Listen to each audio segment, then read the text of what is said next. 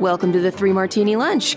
Grab a stool next to Greg Columbus of Radio America and Jim Garrity of National Review. Three Martinis coming up. Very glad to have you with us today for the Friday edition of the Three Martini Lunch. Your stool is ready. We've got good, bad, and crazy martinis for conservatives today, and the Democrats are genuinely in the good martini today, so mark that day down in history. But Jim, first, of course, today is considered Earth Day, and every year NBC goes green with their peacock logo, and everybody's got some sort of environmental story about how the planet's about to literally catch on fire, and if we don't do anything drastic in the next few years, everybody's going to die and that sort of thing. But you and I like to point out, and thanks to our friend Biased Girl, who you have hosted a podcast with in the past, and I've interacted with a bit on Twitter, she always points out that the co-founder of Earth Day murdered his girlfriend, stuffed her in a trunk inside a closet, and then fled the country after he was arrested for that, after she was composting, you might say, in the trunk for a year and a half. So that's the real history of Earth Day. The composting is the cherry on top, right? If the guy who founded Earth Day is a murderer, sure.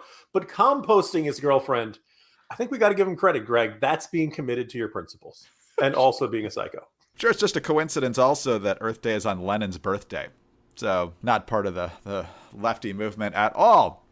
But of course, my favorite joke when it comes to the environmental movement is that environmentalists are like watermelons, green on the outside, red on the inside. So we'll see where that goes. But anyway, let's get to our good martini, and that is actually the Democratic Party, and they've been a little bit frustrated in recent years about Iowa continuing to have the first in the nation caucus.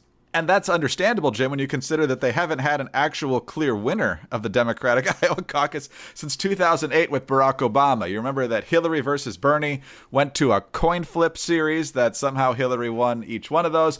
And then in 2020, they couldn't get their voting done correctly that night. And then Buttigieg ended up with more delegates, but Bernie ended up with more votes. It's just all very chaotic, the whole system. But now, according to The Hill, Democratic National Committee members say Iowa Democrats may not be allowed to go first in 2024 and may not even be included in the list of early contests.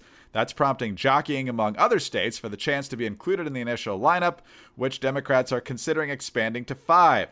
Donna Brazil, member of the DNC's Rules and Bylaws Committee, she's still around. The 2024 presidential cycle is not about subtraction, but addition, which will create its own momentum. Under any scenario, the other 3 early voting states, New Hampshire, Nevada, and South Carolina, would most likely be safe somewhere on the early roster. Now, it's not just the fact that they have a hard time actually determining a winner in Iowa, which would be enough, but of course, Democrats have a problem with Iowa now because it's too white.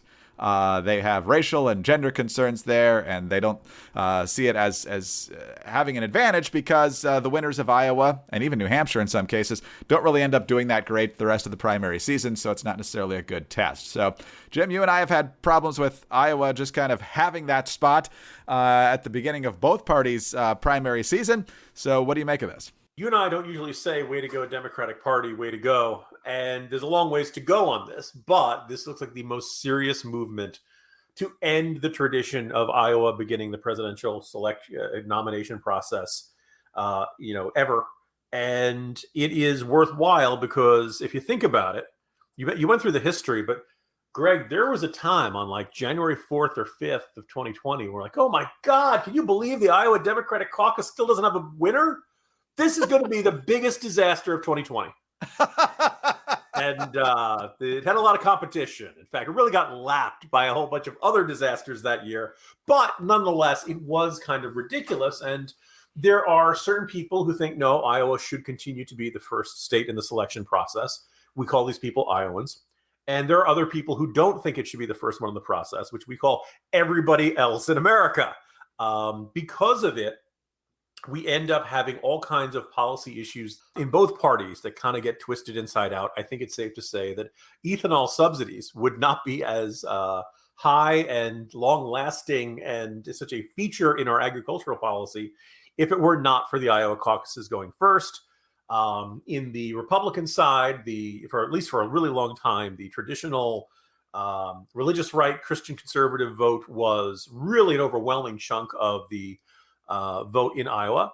Now, there's nothing wrong with those folks, but then you'd go to New Hampshire, and as one of my friends once described it, everybody in your average Republican voter in New Hampshire is a guy with 3 days of growth on his face, a red flannel shirt, who runs a part-time snowplow business.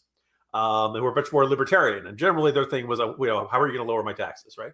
And so you end up, and then by that, the field would go, even from the recent crazy years where we've had 20 candidates or something like that.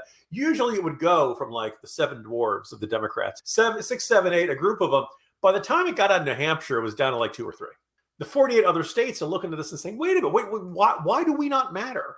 Why is it that the corn growers and then the snowplow drivers get to be the first 2 who eliminate a good chunk of our options? And then really by the end of it, oftentimes South Carolina was doing the deciding blow. It's lasted a little bit longer these last couple cycles, but by and large, Iowa has this unbelievably disproportionate, say in who gets to be president. And I don't necessarily buy into the idea that they are too white, but you could definitely say, both in terms of economics, in terms of industry, in terms of demographics, they're just not representative of the rest of the country. And it's not fair for them to go first every single time. Now, the other thing which is I would like to see come out of this is, given it, I hadn't realized how much I disliked the caucus process until the last couple cycles, where you think about it, in the general election, your ballot is secret, right? The government records whether or not you voted, but there's no record saying that you voted for this person that somebody can go back and look on. It's nobody's business who you voted for. You don't have to say who you voted for. Lots of people are very open and proud and all that stuff, but you know what? But at the caucus, you stand publicly stand with the group of your candidate. And I think, that you mentioned Obama's win in 2008. I mean, you had neighbors accusing neighbors of being racist for not voting for Obama back in the Iowa Democratic caucuses because these people liked Hillary Clinton or the illustrious John Edwards. Now, I don't know about you, Greg. I hear that anecdote. I'm like, oh, good. So what it is Democrats just call everybody racist when they don't get their way. Even other Democrats. And so we should never take this personally and know that it never really means anything. It's now a synonym for I don't like you, right? But nonetheless, the idea of you have to publicly take a stance. You got to, if you're working nights, you're SOL, so to speak. If you can't get a sitter and you're a parent, you've got a problem. There's a bad weather. There's all kinds of factors that makes it much tougher for you to show. And of course, turnout in a caucus is much lower than turnout in primary. So the first thing is I like to get rid of caucuses in general. I'd also love to get rid of Iowa going first. Maybe the Democrats are going to do this. And yes, this does seem like a good way for holding them accountable. If you're going to get to go first and you're going to get all these candidates placating to you and all these advertising dollars and all this kind of stuff, you have this bare minimum obligation to make sure that the software works and make sure that you can count the votes and get us an answer at a decent hour on election night. And so, yeah, Iowa deserves to be punished, particularly the Iowa Democratic Party. I'm sure the Iowa Republicans are kind of irked and saying, look, we didn't do anything. Why are you mad at us? But in the end, Iowa's gotten to go first for a long, long time.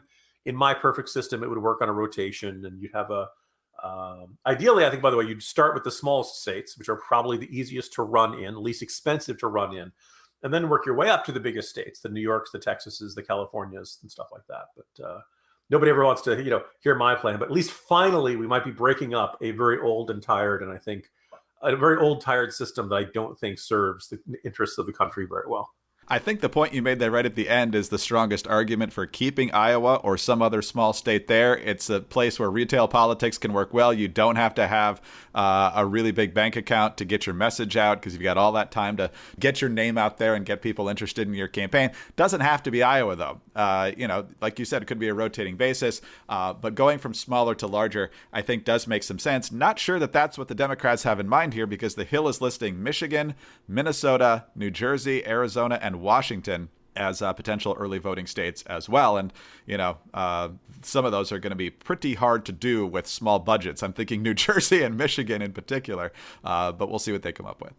I mean, no state is going to be perfectly representative of the rest of them, but that's why you should rotate it around. But at minimum, you should try to start with one that isn't wildly unlike every other state. And that's kind of Iowa has a very tough time making the claim to be that. Do we know yet who won between Romney and Santorum in 2012 on the Republican side? I think they're still counting. I think they got to check. Oh man, yeah. There's been some tabulation problems there over the years, but okay. In the meantime, more good news. The MyPillow 6-piece towel set offer is still there, and it is a phenomenal deal because it's a quality product and you can save a ton. And in these inflationary times, any deal like this you can get, you should make sure you take advantage of. I do love the towels. Sincerely, they're big, they're soft, they're fluffy, they get me dry very quickly, and they hold up well wash after wash. The MyPillow 6-piece towel set is regularly $109.99, but now it's yours for just $39.99 a set. The MyPillow 6-piece towel set is made from cotton grown right here in the United States. Now, other towels might feel good, but they don't absorb very well, or maybe they absorb well, but they don't feel good on your skin. They've got that lotiony feel. Well, every MyPillow towel is made from proprietary technology that makes them highly absorbent and soft to the touch. Every set comes with 2 bath towels, 2 hand towels, and 2 washcloths. They're available in a variety of colors and sizes. They're machine washable, and they come with a 60-day money-back guarantee and a 1-year limited warranty. For a limited time, get the MyPillow 6-piece towel set regularly $109.99 for only $39.99 with the promo code Martini. Visit mypillow.com/martini or call 800-874-0104. You'll also find deep discounts on all MyPillow products, including the MyPillow mattress topper, MyPillow Giza Dream Sheets, and so much more. Get your 6-piece MyPillow towel set for only $39.99 today at mypillow.com/martini or call 800-874-0104. One more time, mypillow.com/martini. All right, Jim, on to the bad martini, which could end up being a temporary good martini on Election Day for the Republicans, but you don't want to win when the national security and the sovereignty of this country is under direct assault. As we have documented here, President Biden is planning to lift Title 42, the Remain in Mexico policy, on May 23rd, so a month from tomorrow. And more than a few Democrats now are coming out and saying, this is not a good idea. I'd really like you to reconsider this. Kirsten Sinema certainly is one of them. Mark Kelly actually said something in public about this, which is, he's apparently not on the milk carton anymore. And then Maggie Hassan, who, of course, also has a tough re-election race in front of her, even went to the border to cut a spot talking about how she was differing from Biden on this. But guess what? He doesn't care. Facing a growing rebellion, Politico says, from within the Democratic Party, the White House is standing behind its decision to end on May 23rd a Trump-era deportation policy for migrants encountered at the southern border. That decision to end the use of the public health order known as Title 42 has placed President Biden in a political bind. The president is attempting to balance his long-standing promise to revoke the policy, which, under the banner of fighting the COVID pandemic, justified the immediate expulsion of migrants without due process. And here comes the fun part. Right as Republicans weaponize immigration before the midterms, and as a growing number of Democratic senators want restrictions to remain in place for fear that the administration is not prepared for a summer surge of migrants to the border. So, Jim, it's the Democrats who are having a full-out brawl here. Of course, Politico has to inject that Republicans are pouncing. Yeah, weaponizing, no less. I think we're going to start grabbing illegal immigrants and throwing them at swing state voters. I'm not sure whether I want to, vote for a Democrat. Oh my God! Oh wow! They threw a Guatemalan at me. Oh, I better go vote for one. They've been weaponized. I suppose from a certain point of view, somebody might look at this and say, "Aha! Actually, this is a good martini." If you've been listening to this podcast, not every day, but a lot of days, we will look at polling data and say, "Wow, it looks like it's going to be a really good midterm election for Republicans. It's going to be a red wave. It's going to be a red tide. It might be a red tsunami." And this, there already were a whole bunch of issues that were learning really badly for the administration, most notably inflation, gas prices, food prices, things like that, supply chain issues. But immigration is one of them, along with crime and all that stuff. And the idea of taking this step, which everybody kind of recognizes was one way to keep illegal immigrants on that side of the border instead of letting them in this side. This is one more way. And when even a whole bunch of Senate Democrats are like, I don't know if we want to do this. The numbers have pretty much been bad since the start of the Biden administration. They keep getting bad. Central America is not running out of migrants. They just keep coming, higher numbers. It generally goes up in spring and fall, and sometimes there's a little bit of a trough in that summer months. But actually, I don't think there was that much last year. You're going to have really, huge numbers of people trying to come across the border. The news coverage of it is going to go bad for the administration. What is the Biden administration doing here? And at the risk of being a really inside, internet reference. Apparently, they're screaming Leroy Jenkins and just charging ahead. If you're not familiar with that, because I've seen it around. It took me a while to look it up. So it's apparently when there was this. Remember when World of Warcraft was a big thing? There was a player who had this character he called Leroy Jenkins, and he was part of a team, and they were gonna had this very meticulous plan of how they were gonna go after the opposing team or enemy or something. And he comes back and he ruins the whole plan just by charging straight ahead while screaming his own name. That's kind of what it feels like Biden is doing right now. You're very, because when everybody in this Senate who's vulnerable is like, yeah, guys, don't do this. Keep Title 42. And Biden just says, nah, I'm just not going to do that. You kind of wonder, is this, whether this is out of an ideological frenzy, whether this is out of a sense of like, you know what, we're not going to be able to get anything done by January 2023, so we better do everything we can now. Whether it's just kind of stuck on autopilot or grandpa is confused, whatever the reasoning is, Biden is demonstrating zero political awareness of how he's doing, how his party's doing, how Democrats in Congress are doing. And he just keeps finding new ways to make the situation worse. So this is a bad martini for the country. On the one hand, you're like, wow, this is really going to make people angry heading into the midterms. And they already seem to be at peak anger, but the country is going to pay the price for this. This is a bad decision. And it is a little unnerving that not even other Democrats can persuade Biden from not pursuing a policy that seems so self-evidently bad for the country. Jim, this is probably impossible to answer, but I think you could have a pretty good guess at it. If Joe Biden's approval rating was around 50%, do you think these Senate Democrats would really be all that upset about this? Only if they were in a border state or they had reason to think that it was a particularly resonant issue in their district or in their state or something like that. But yeah, I think this just kind of adds to an ever greater sense that, the leadership in this country is asleep at the wheel. Politico also pointing out that actually Republican governors, or actually attorneys general, could end up saving the president's bacon on this one, as Hot Air puts it, because they're trying to get courts to stop the end of Title 42. And if the courts go along with that, then obviously it would stay in place and we wouldn't see the massive surge in addition to the massive surge we're already seeing. I mean, March had the highest number in at least a couple of decades, over 220,000. So Republicans, once again, doing the work that Biden won't do.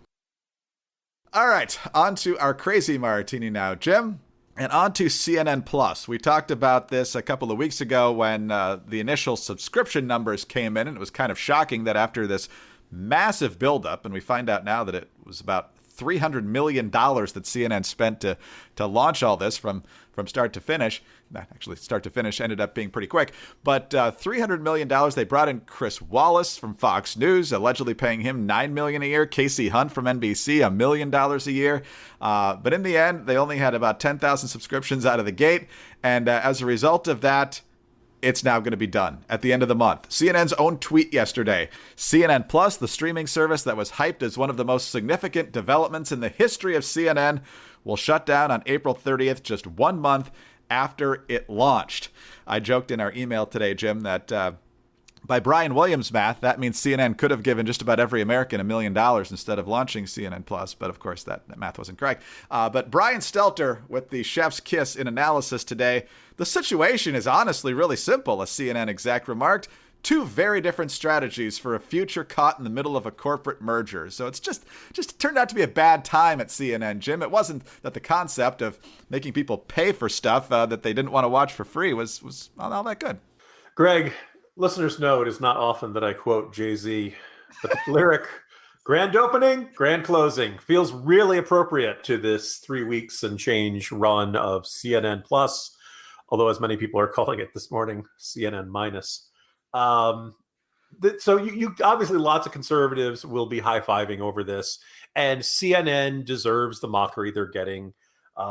Chris Wallace really thought he was making a grand career move when he departed Fox News.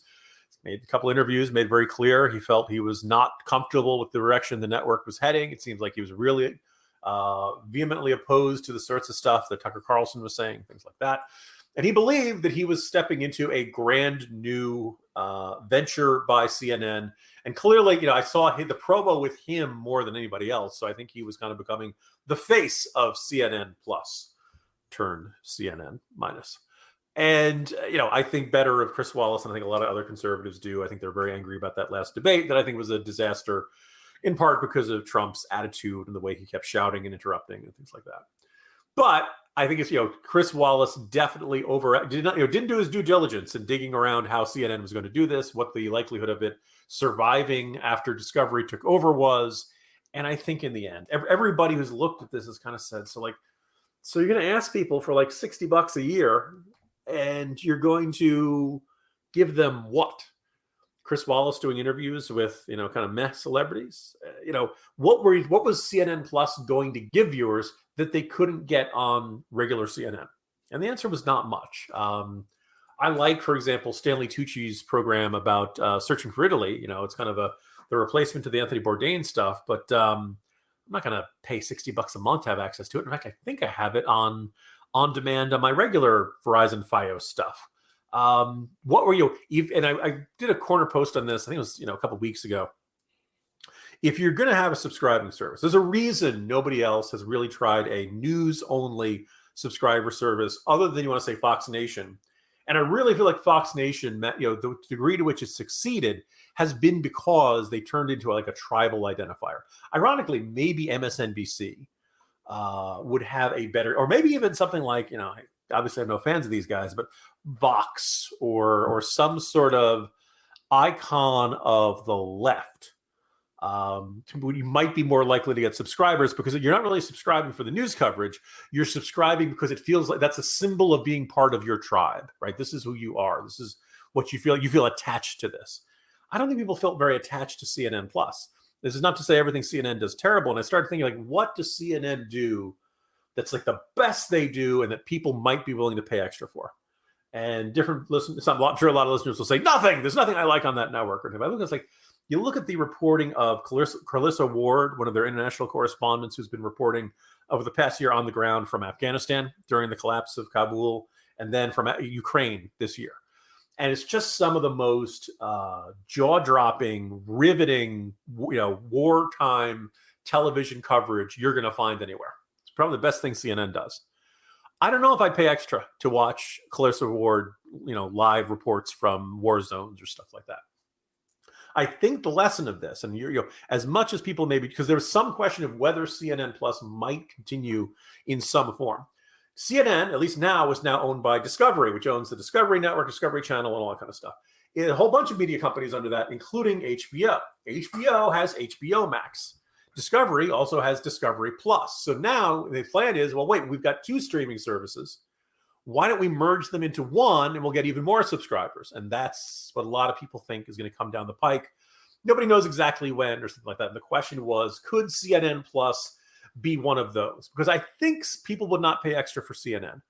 But if they had CNN as part of one of the other streaming packages, maybe they'd want it.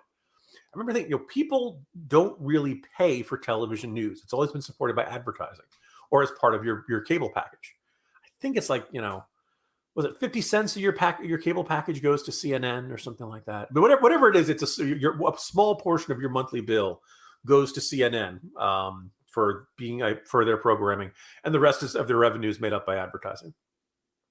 The idea that people are going to pay an extra fee just to watch television news, I just don't think it's there. I just now here's the thing. Obviously, lots of people proven. Would you pay extra to watch The Mandalorian and adorable baby Yoda? Yes, people would pay to do that.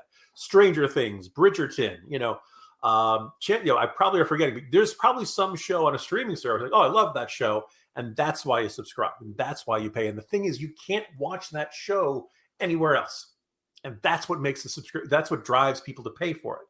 With CNN, they didn't have anything that was so unique and so good that people are like, I got to pay, I got to see it, and that's ultimately the heart of this the collapse. They never really thought through, what do we have that is so good people will pay $60 a year. I mean, they for a product they've never had to pay for before. Didn't work. Now, it could live on in some way. It sounds like it won't be CNN Plus, but I wouldn't be surprised if some sort of CNN streaming service ends up being part of this HBO Max Discovery Plus merger thing that comes down the pike someday. Well, I hope Chris Wallace had a NFL type agent so he could get his signing bonus and guaranteed money in that $9 million deal. I'm not sure what they're going to do with him next, but if he doesn't get a show, I'm not sure what there is for him to do. The expectation is he'll join the network in some way. They need somebody to replace Chris Cuomo.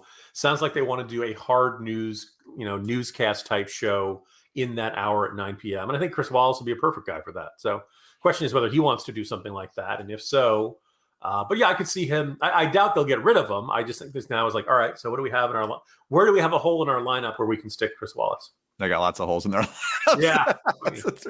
They're going to keep up the Chris Wallace, Don Lemon chit chat like Cuomo used to there for like 5-10 minutes at a time. That would be really awkward. Yeah, sure, Don. Jim, have a good weekend. See you Monday. See you Monday, Greg. Jim Garrity, National Review. I'm Greg Corombos of Radio America. Thanks for being with us today. Do subscribe to the podcast if you don't already. Tell your friends about us as well. Thank you very much for your 5-star ratings and your kind reviews. We always appreciate those. Get us on your home devices. All you have to say is play 3 Martini Lunch Podcast. Follow us on Twitter. Jim is at Jim Garrity. I'm at Dateline_DC. Have a great weekend. And please join us again on Monday for the next 3 Martini Lunch. This week on the Federalist Radio Hour, is it seems like such an obvious problem, and it seems like such an obvious reality that men and women are different and that it is patently unfair to start letting men compete against women when this is sort of where you have dedicated your lives. I mean, it is just... So it seems to me that the denial had to have sort of stemmed from the fact that it seemed impossible that the NCAA would fabricate this junk science and embrace it. I'm Emily Jashinsky of The Federalist. Subscribe to The Federalist on iTunes or wherever you get your podcasts.